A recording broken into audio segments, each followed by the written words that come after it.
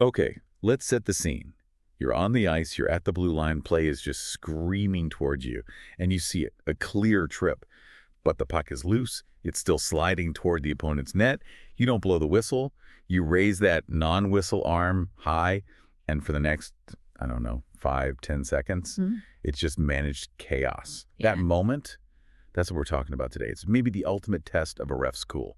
It really is. It's a moment every novice referee has to get comfortable with because that raised arm, it changes everything. The clock's running, but the rules are sort of different now. There's a huge tactical shift happening. So today we're doing a deep dive into two really technical, but I mean essential areas of the USA Hockey Rulebook. First, we're going to spend a good amount of time on Rule 409. That's all about the delayed penalty, the mechanics, the signals, and crucially, when that penalty just disappears. And then we'll shift gears into the very specialized world, the goaltender. We're talking rules 303 and 407, equipment, their unique protections, and how you handle it when a goalie actually takes a penalty. Yeah, and our goal here is to get you beyond just, memorizing a rule number. We want you to feel the context, to have the confidence to handle those really complicated timing situations, and to know exactly what to look for when you're near that crease, where the game just fundamentally changes for one player. Uh, If you can leave this feeling ready for a pulled goalie situation and a coach challenging equipment, well, we've done our job. All right, let's jump right in with Rule 409, the basics. When does a delayed penalty, officially start? What's the trigger? The trigger is very specific. A delayed penalty is signaled only when an infraction is committed by a player on the team that is not in possession and control of the puck. It's all about advantage. The non-offending team has it, and we let the play go on so they have a chance to, use it. And the physical signal for the official is so important here. You raise the arm, the non-whistle hand straight up above your head. It's that universal sign, delayed calling of penalty. So, okay, the arm is up. When exactly does the play stop? Play stops immediately once the offending team, the team that committed the foul, gains possession and control of the puck. And I want to stress the word control. Huh. A quick little deflection, a puck bouncing off a skate, that's not necessarily it. It needs to be definite possession. Yeah. Once that happens, the whistle goes immediately. Then you assess the penalty. And this delayed phase, this is where the strategy on the ice just goes wild. We always see the non-offending team pull their goalie for an extra attacker. It's a massive risk, but it's done for a very specific reason, which brings us to penalty termination. That's it, exactly. That substitution privilege exists because the coach knows they can potentially wipe that penalty right off the board. And this is the core idea for you, the official, is the non-offending team scores a goal while your arm is up.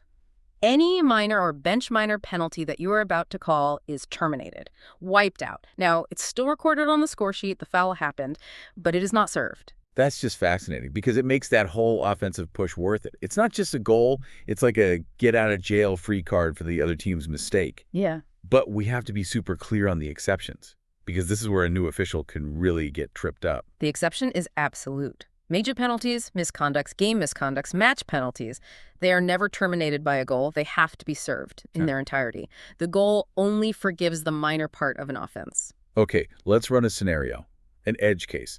My arm is up for a 2-minute minor for roughing. But before I can blow the whistle, that same player starts yelling at me. So now I'm adding a 10-minute misconduct. Then the other team scores. What happens? What gets served? Great question. The minor penalty for roughing, it's terminated, you record it, but it's not served. The 10-minute misconduct, however, that has to be served, Oh, you only forgive that minor component. It really shows the hierarchy of penalties. right. Major offenses are just too serious to be erased by a goal. And what if the non-offending team, the team that scores, already has a player in the penalty box? They're already shorthanded. Does that change anything? No, and that's a great point of confusion sometimes. It doesn't matter. Even if the scoring team is already playing shorthanded, the delayed minor penalty against their opponent is still terminated if they score. For the purpose of this rule, Rule 409, the teams are kind of considered at equal strength when it comes to terminating that specific penalty. It's all about rewarding the team that kept the advantage. That whole discussion on termination flows so well into the bigger idea of advantage in USA hockey. In soccer or basketball, you see refs kind of swallow their whistle all the time on little things to let the play continue. It's subjective. Do we have that kind of flexibility in hockey? We absolutely do not. And this is a key difference in our philosophy. Advantage in USA hockey exists only where the rule book explicitly allows it. And Rule 409, the delayed penalty, is pretty much the main example. As an official, you should never ever ignore an infraction just because you have some subjective feeling about advantage. If you see a foul that isn't covered by this specific delayed penalty rule, you have to call it. We want consistent enforcement, not, subjective game management. I think that makes perfect sense. It ties right back to why our signals have to be so crisp, so unambiguous. Which brings us to the washout signal. My arm's been up, a goal is scored. How do I physically tell everyone, the benches, the timekeeper, that the penalty is gone? The washout is your way of closing the loop, and the mechanic is important for new officials. You extend both arms out to your sides, then you sweep them forward, kind of across your chest, like you're wiping something away. So you're not just dropping your arm, you're making a very deliberate canceling motion. Exactly, and it has two main functions. One, it can mean no penalty.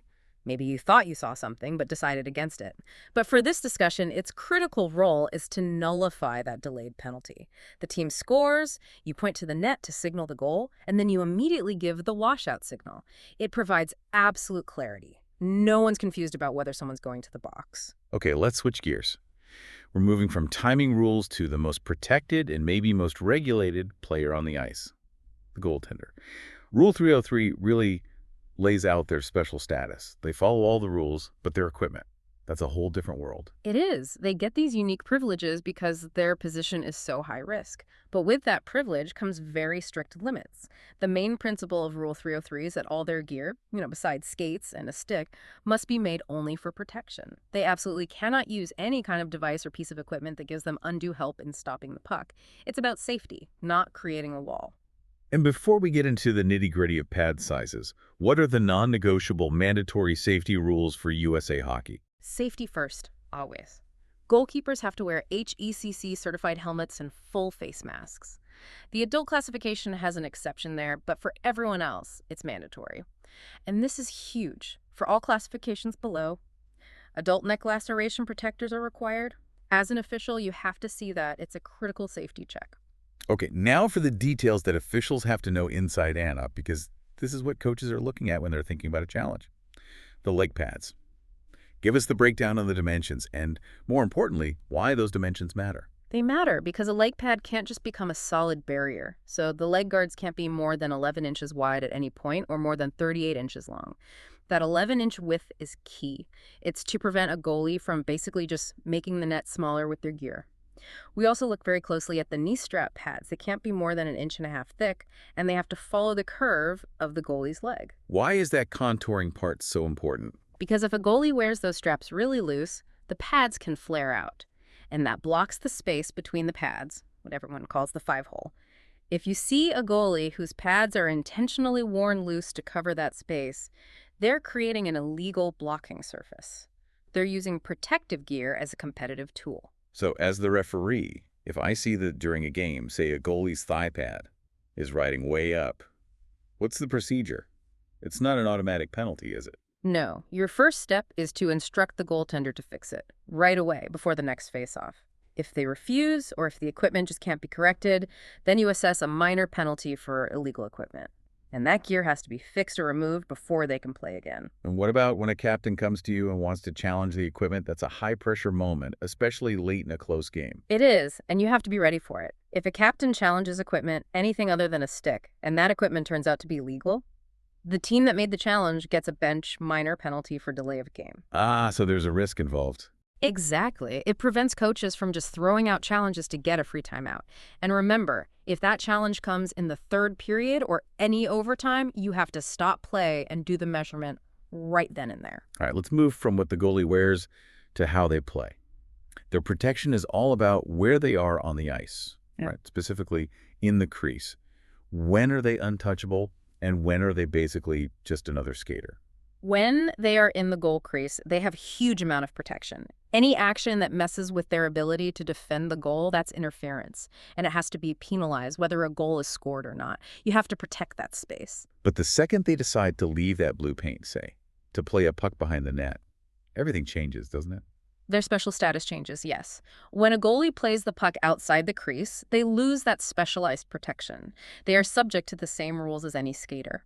But, and this is a critical nuance for officials, losing that protection does not make them fair game. You must still penalize any unnecessary or avoidable contact. It's still interference or charging. They are still a protected player, just not with the same force field they have in the crease. That is a huge distinction. They're vulnerable, but they're not a target. So let's talk about Rule 407, the penalty box. Goalies don't go to the box, ever. That's right. If a goaltender gets any time, penalty minor, major, misconduct, even a match penalty, a substitute player has to serve that time for them. The goalie stays in the game, unless, of course, it's a penalty that comes with an ejection, like a game misconduct. And who can serve that penalty? Can the coach just pick anyone from the bench? No, it has to be a player who was on the ice when the offense happened. The coach designates that player through the captain, and that choice is final. Once that player is sent to the box, they can't be swapped out for someone else for that penalty. It makes sure the team is penalized correctly in terms of playing shorthanded without having to use a player who wasn't even involved. It's a smart mechanism.